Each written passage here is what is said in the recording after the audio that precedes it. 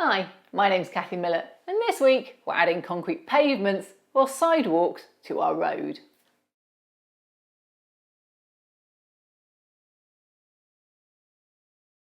So roads, pavements, sidewalks, whatever you call them, the bit at the side of the road, raised area for people to walk along, can be anything from concrete to flagstones to pavers, you name it. The world over there's something different, but they've all got some similar things in common. They run along the edge of the road and they're slightly raised. So we want to add some concrete sidewalks to these. Now I've got a few bits of material and I'm just going to put them in place so you can see, straight edge. This is what the concrete sidewalks are going to be like. They're going to be made out of the same material and the reason for that will become apparent, and they're literally just going to stick on. So what I'm going to do is cut out some, well, they're about 6-foot strips.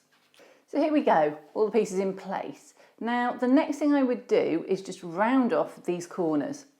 There's numerous ways to round the corners off. What you basically need is something that in HO scale has a slightly rounded corner, and this MIG pigment jar is perfect, and you just need to trace around it. So what I'm going to do is I'm just going to paint the edges quickly. Now there's a number of things you can use to paint edges. Any acrylic paint will do at this point, but the one I'm going to choose is from a kit that I picked up thinking I could do roads with it, and then discovered it didn't actually have any of the parts I wanted, but it did have a pot of Woodland Scenics Concrete paint in it, which, sad to say, is actually a really good concrete colour. So this is their concrete colour. As you can see, it's a really nice, just pretty colour, and I've got it, so I'm going to use it.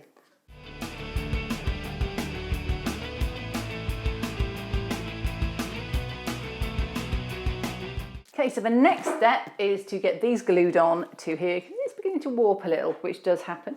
So I'm just going to put them in place. Excellent.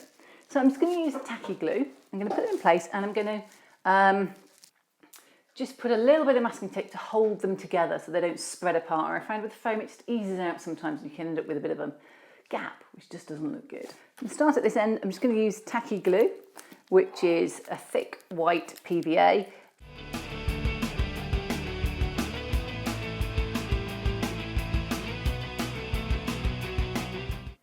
Going to go and weight this down. Time to put the concrete on the pavement. Now this is just a thin Woodland Scenics shaper sheet plaster, but any plaster of Paris will do. But you need to roughen this up first. So first of all, I'm just going to put this brass brush over it just to make sure there's something for this to key to. Ooh, and I'll also take my masking tape off from sticking these down. Now if you don't do this, it just balls on the surface, and there's always a chance that it might do that anyway. So we just want to give it a little bit of a chance to key on. This is just a normal brass brush. So when you first put it on, it balls a little, but after a while it settles down, and you just need to keep spreading it until it's smooth. Now, I didn't go back and re-sand mine, so I tried to get mine as smooth as possible at this stage, and it's a fairly wet plaster, so you can do that. If you get it onto the edge of the road, just wipe the edge clean with your finger again and try and keep that edge quite square. But overall, it's just a case of battering your foam with plaster. Okay, so it's been setting for about 4 hours. Why 4 hours? Well, that's just the time it took me to go out and have lunch. So what I need to do now is just very carefully score in everything that I need. You can see it's sort of marked the road a bit. So first of all, I'm just going to clean up these edges a little bit. So now we want to score it. Very simply, best way to do that is to elastic band together an X-Acto knife, and this is one of those coffee stirrers you get given at all sorts of coffee shops. They're 10 a penny, so I'm not going to mention any brand names. This is actually a free set that I got for Christmas. Someone bought me a whole box of them. And you can then run it along and it will score an even edge. So I'm going to start in here. Why an X-Acto knife? Well, it's the right barrel shape. So what you're doing is you're just trying to score an even edge along here to show the edge of your pavement.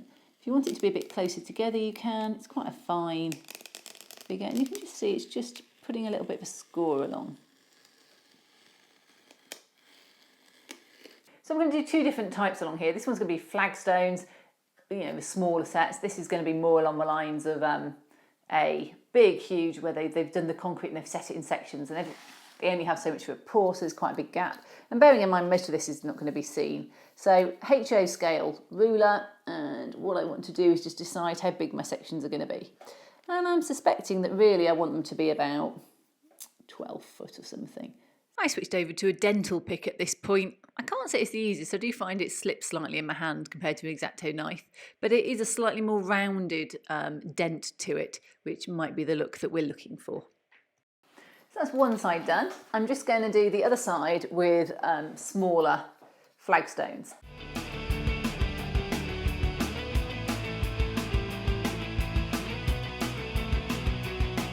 Well, that was tedious. Anyway, we've now got a set of scored ones here. And at this point you're going, why did you do it on foam? Surely if all you're going to do is that, it would have been easier to do it, much easier to do it on a nice solid thing. And the answer is, I now want to crack it.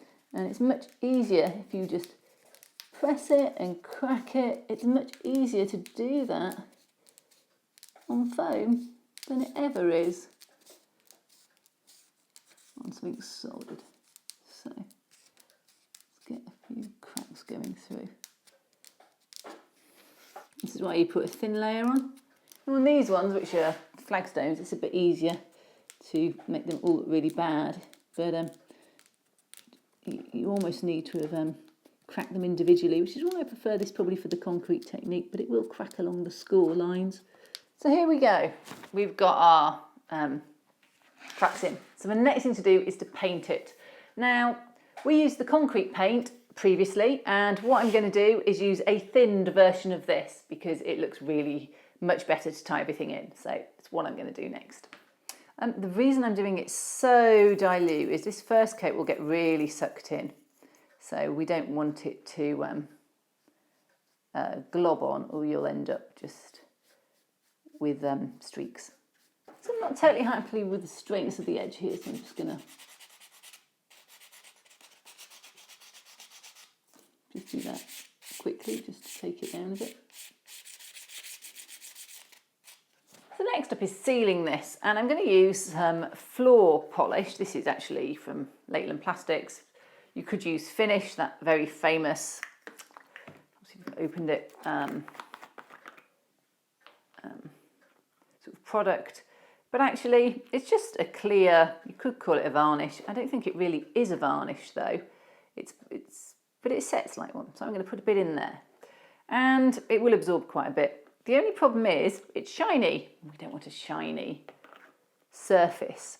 So what I'm going to do is just put in some, so I'm just going to put in some of this Tamiya flat base. Now, this is basically something you put into their products to make them matte, because a lot of their sort of paints and everything are all just shiny, which is not what people want.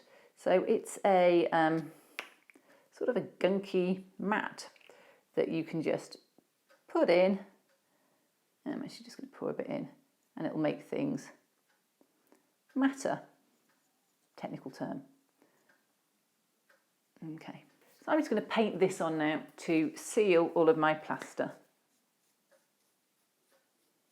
And what it will do, twofold hopefully, it will help just stabilise some of these cracks. And it will also just make sure the plaster's thoroughly wet and set, and it will just bring everything together.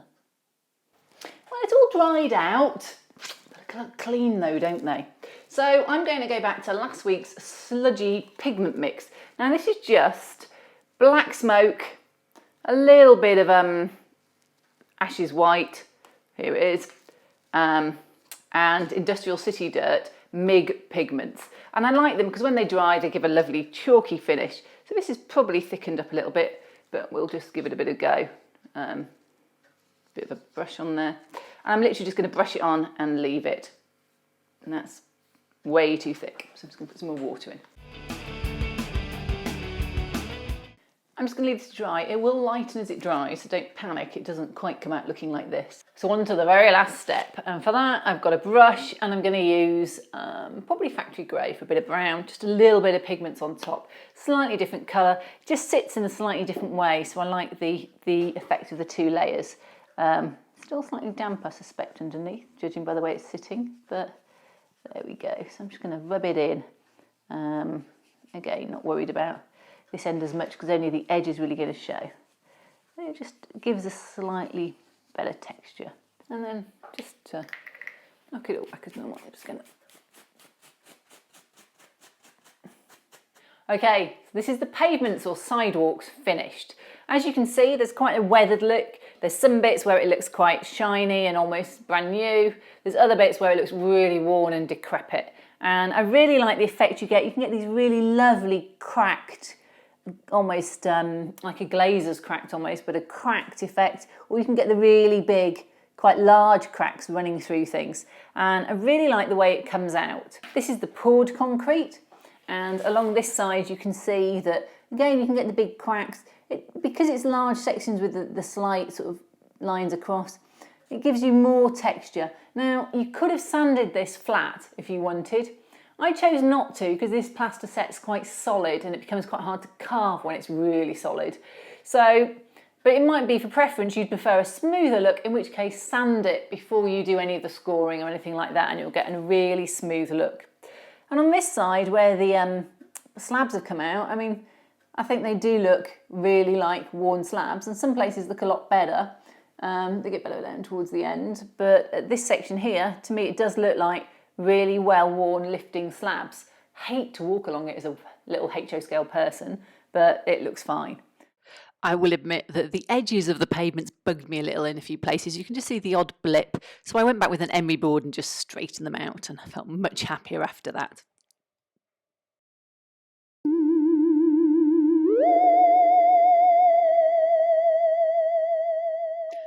Well, it looks like N-Scale Kathy still hasn't had her trip in a car. Oh, I've had nothing all week but N-Scale Kathy going, I want the car, I want the car, I want a car, I want a car, I want a car, I want a car, I want a car, I want a car, I want a car. Oh, boy. Oh, they better finish this blooming road soon. That's all I can say. Oh. Oh.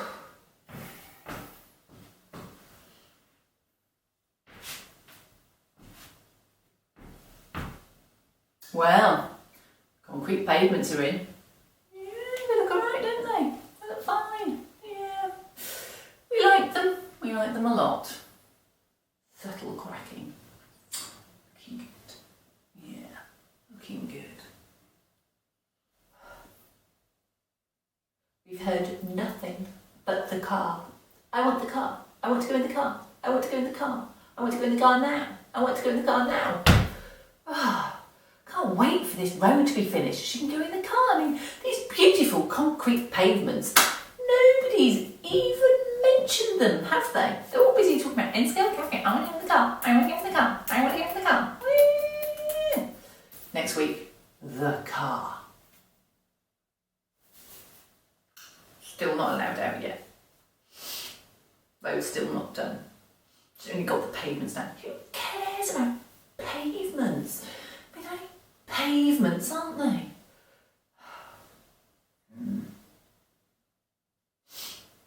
I want to go in my car. I want to go in my car. Now. Will N-Scale Kathy learn patience? Will she get her trip in the car? Tune in next week and find out.